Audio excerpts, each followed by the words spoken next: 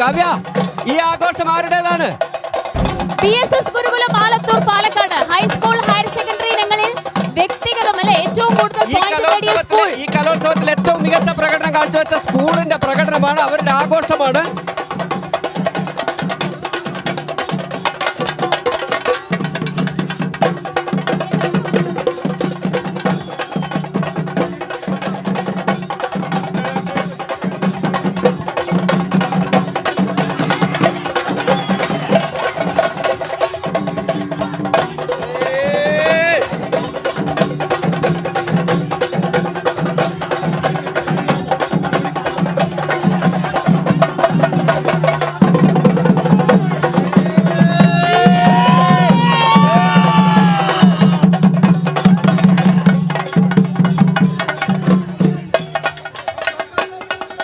ഏതായാലും അവരുടെ ആഘോഷങ്ങൾ നമുക്ക് തടസ്സപ്പെടുത്തുന്നില്ല. ഒരു ചെറിയ ടോക്ക് ഇവരോട് നടത്തിയില്ലെങ്കിൽ അതൊരു മോശമായി പോകും.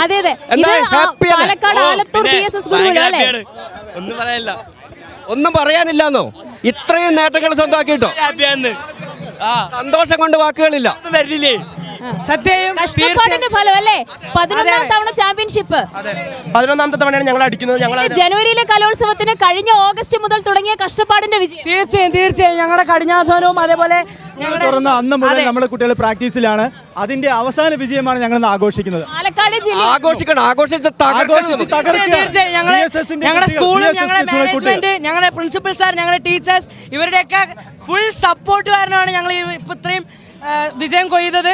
അതുപോലെ തന്നെ ഞങ്ങളുടെ ഹാർഡ് വർക്ക്, ഞങ്ങളുടെ കോർഡിനേഷൻ, ഞങ്ങളുടെ ടീം വർക്ക്, ഞങ്ങളുടെ പ്രെയർ, ഞങ്ങളുടെ വിഷ്വലൈസേഷൻ, ഈ എല്ലാ കാര്യങ്ങളും ഒത്തുചേർന്നിട്ടാണ് ഞങ്ങൾക്ക് ഈ വിജയം കയറിയത്. 2 തവണയാണ് ഇത് ചാമ്പ്യൻഷിപ്പ് വാങ്ങാൻ വേദിയിൽ കയറിയത്. തീർച്ചയായും